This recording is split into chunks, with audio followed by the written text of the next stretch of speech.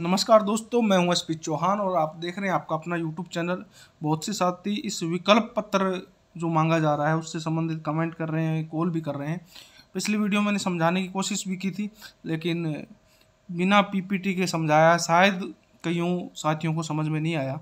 अब मैं दोबारा आपको इस पूरे ऑर्डर को पढ़ते हुए कैसे भरना है, क्या भरना है, अपनी पूरी चर्चा करेंगे, तो आशा करता हूँ आपको ये समझ में आएगा। सबसे पहले तो ये कार्यालय निदेशक माध्यमिक शिक्षा राजस्थान बीकानेर का ऑर्डर है, सभी संयुक्त निदेशक के लिए। और कारण ये है भी जो नए जिलों का गठन हुआ है उसके लिए ये है। क्यों है? क्योंकि कुछ कार्मिक हैं जो पंचायती राज के हैं, चाहे वो अध्यापक है या अन्य कार्मिक है, उनकी जो वरिष्ठता होती है वो जिले के हिसाब से होती है, इसलिए इस विकल्प पत्र की जरूरत पड़ी। अब मैं बात करता हूं आगे। तो उपरोक्त विषय अंतर्गत लेख है कि वर्तमान में नव गठित जिलों में कार्यरत शिक्षा विभाग के कार्मिकों के द्वारा विभिन्न माध्यम से ज्ञापन और प्रार्थना पत्र प्रस्तुत कर निवेदन किया गया है कि इन तृतीय श्रेणी यानी ग्रेड 3 समकक्ष जिला स्तर संवर्ग के कार्मिकों के वर्तमान में कार्यरत पदस्थापन स्थान है।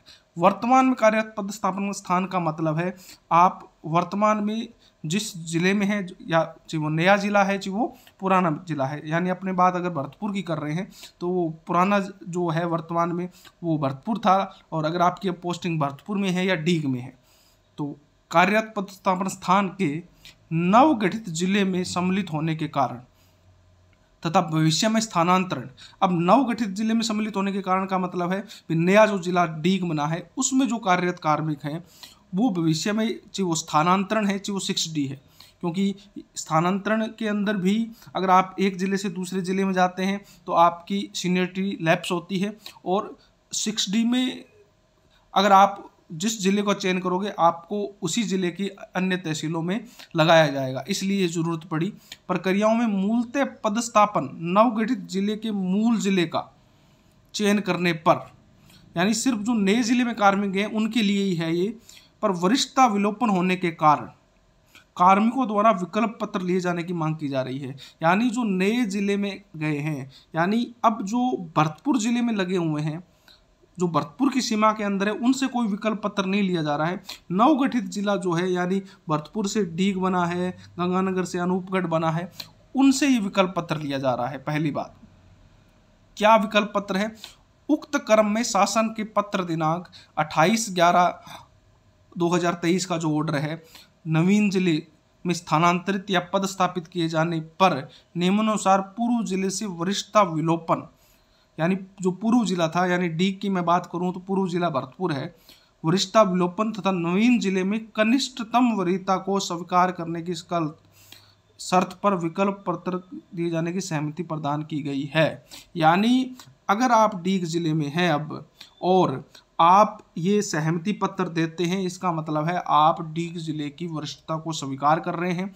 यहाँ पर किसी भी प्रकार का कोई नुकसान नहीं है। नुकसान ये नहीं है क्योंकि अब अगर आप नवीन जिले में जाते हैं तो आपकी वरिष्ठता उन कनिष्ठ कार्मिकों के आधार पर होगी। यानी अगर कोई डीग जिले में आपसे पहले ज्वाइन किया हुआ है तो उसकी वरीयता आपसे पहले होगी, और जो आपके बाद में ज्वाइन कर रहे हैं डीग जिले के अंदर उनकी वरिष्ठता आपके बाद होगी। तो यहाँ कोई नुकसान नहीं है। बस बात यही है कि अगर आप वरिष्ठता के अंदर भरतपुर चुनना चाहते हैं तो भरतपुर का ऑप्शन भरिए, और अगर आप डीग चुनना चाहते हैं तो डीग। ये ऑप्शन सिर्फ डीग वालों के लिए, भरतपुर वालों के लिए इसलिए नहीं है क्योंकि वो तो उसी टाइम से भरतपुर में ही थे। ठीक है, तो ओनली ये जो चॉइस है वो डीग जिले वालों। और यहाँ पर भी आप देख सकते हैं कार्यशील जिला शिक्षा अधिकारी मुख्यालय माध्यमिक डीग, समस्त मुख्य ब्लॉक शिक्षा अधिकारी जिला डीग मूलतः पत्र को भेजकर लेख है कि उक्त की पालना करना सुनिश्चित करें और ब्लॉक स्तर पर विकल्प पत्र लिए जाकर अतिशीघ्र स्थानीय कार्यालय में जमा करवाएं।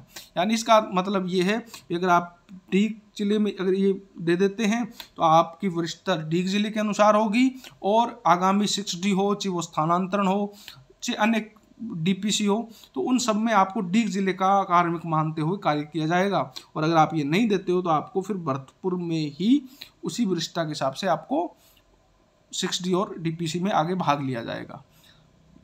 ठीक है, अब विकल्प पत्र कौन सा भरना है उसके बारे में भी बात करते हैं। नवगठित जिले में पदस्थापित शिक्षकों हेतु विकल्प पत्र। ऑप्शन फॉर्म, कार्मिक का नाम लिखना है आपको, पिता या पति का नाम, पद, विषय, पदस्थापन स्थान यानी आपके कौन से स्कूल में आपकी ज्वाइनिंग है, ब्लॉक, जन्मतिथि, नियुक्ति का वर्ग और प्रथम नियुक्ति तिथि, कार्मिक की वर्तमान वरिष्ठता का क्रमांक। कई जिलों में वरिष्ठता सूचियां आ गई हैं तो यहाँ लिख दीजिए, अगर नहीं आई है तो छोड़ दीजिए।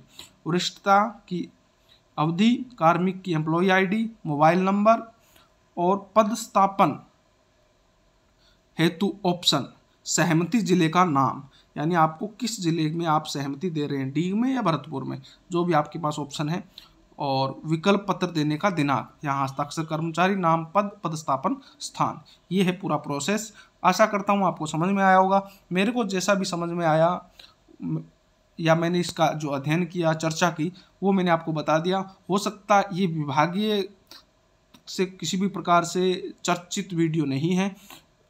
अगर आपको इसमें कोई त्रुटि लगती है तो आप कमेंट कर सकते हैं। मेरे को जैसा अनुभव है या जो चर्चा की है उसके हिसाब से ये वीडियो आपसे तक मैं उपलब्ध करवा रहा हूँ। धन्यवाद। जय हिंद, जय भारत।